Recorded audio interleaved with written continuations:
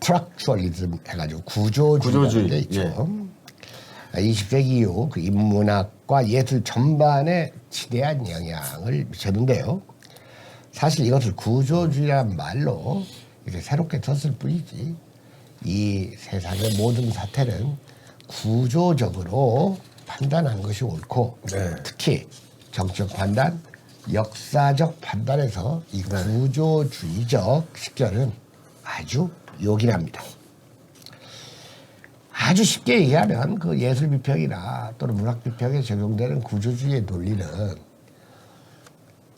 작품 자체는 변화하지 않지만 그 작품을 보는 관점, 파악되는 내용과 해석은 사람과 시대에 따라 달라진다는 거예요. 역사도 마찬가지입니다. 역사는 그대로인데 역사를 보는 관점과 식견은 달라지잖아요.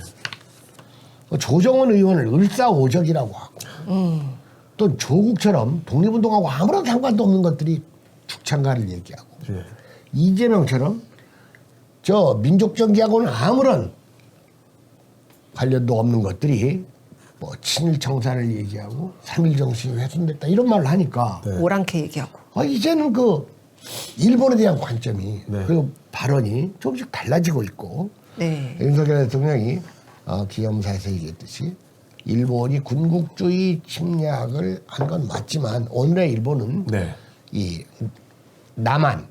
남한만의 관점에서 동반자적 관계를 갖고 있다는 말도 틀린 말은 아니에요. 그리고 자고로 이웃 나라들과는 이 사이좋게 지내고 역사 문제는 역사 문제대로 준엄히 해석하되 지금의 관계는 지금의 관계대로.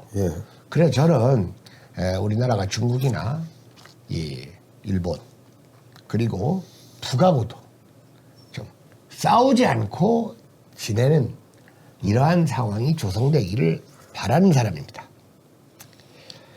자, 친일 청산의 문제도 여러분들 일본군 장교였던 박정희가 대통령으로 있던 시대 그리고 그 장교의 딸인 박근혜가 대통령으로 있던 시대는 친일 청산이 아주 중요하고 묵직한 화두가 될 수 있지만 박정희 전두환 시대의 민주화도 아주 중요한 이 시대적 명분론이 될 수 있지만 시간이 지난 오늘은 이런 것들에 대한 의미와 무게가 달라질 수밖에 없는 게 바로 역사입니다. 역사를 구조주의적으로 이 융통성 있게 보는 이런 시각 그리고 그런 그 관점을 우리는 항상 깨어있는 상태로 변화해야 됩니다. 자, 여러분들 검찰개혁도 그렇습니다. 독재시대의 검찰개혁과 문재인 정권의 검찰개혁은 거의 반대의 의미를 띄었습니다.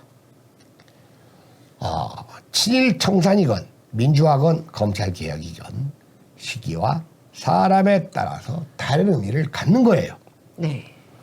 문제는 한번 고정된 의식이 아주 화석화된 채 자기들의 이기적 동기에서 또는 기회주의적으로 뒷북만 치는 이 운동업자들 그리고 그 추종자들에게 있습니다.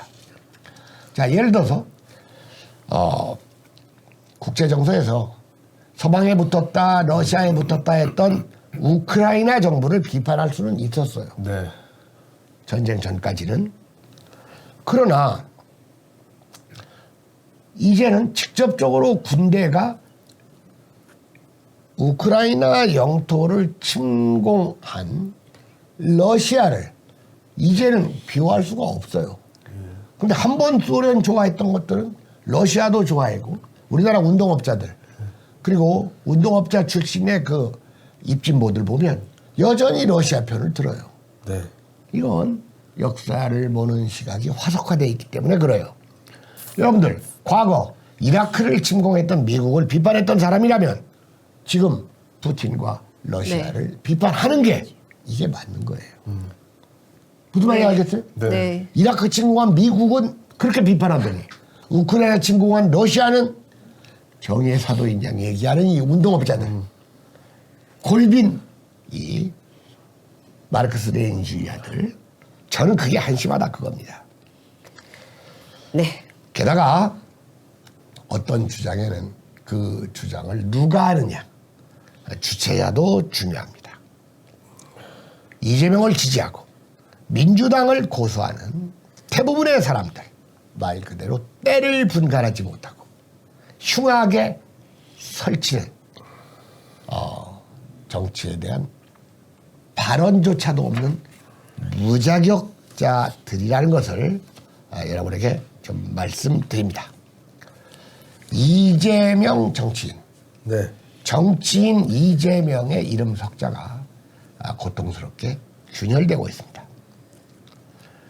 이번 국회 표결은 이재명과 민주당 친이계의 참패입니다. 이재명은 아이러니하게도 사필 귀정이라는 말을 곧잘 썼습니다. 네. 이번 표결은 사필 귀정까지는 아니더라도 사필 귀까지는 가지 않았나 하는 생각이 듭니다.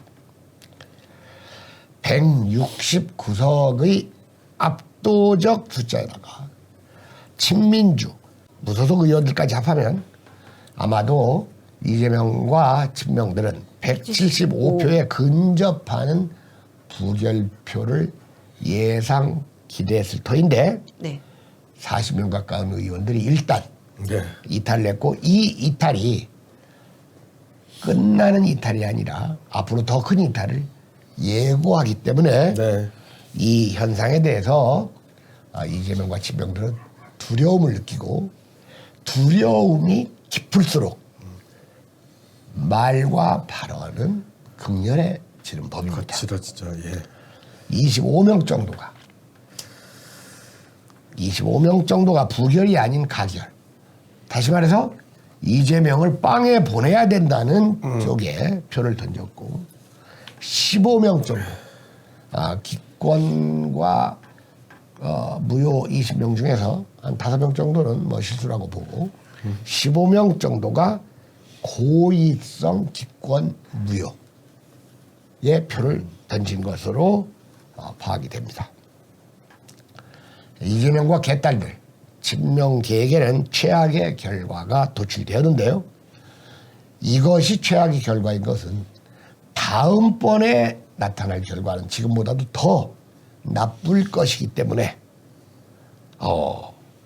따라서 이제부터 이재명의 몰락은 시작되었을 거라고 충분히 추정할 수 있으며 개딸들은 분열할 겁니다.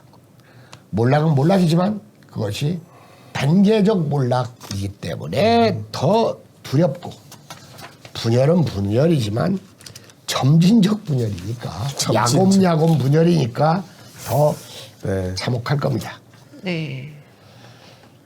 자, 일단 엊그저께 있었던 국회 표결은 이재명과 그 공범자들에게 세상이 그리 녹록하지 않다는 것을 가르쳐줬습니다. 개딸들한테는 사람으로서 너무 무지해서는 안 된다는 것을 깨우쳐줬습니다. 무지하더라도 정도껏 무지해야지. 그나마 민주당에게는 이 출구가 무엇인지를 알려주었고 우리 모두에게는 뻔한 얘기지만 정치는 모두 살아있는 유기체, 즉 생물이라는 것을 확인시켜 주었습니다.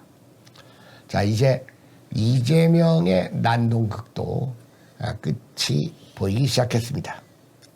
여러분들 앞으로 전개될 사태를 지켜보면서 이 나라 정치의 그 정상화, 상식화와 공정한 사회가 되는데 우리 민심이 답이되는 일조하는 방송을 변함없이 해나갈 작정입니다.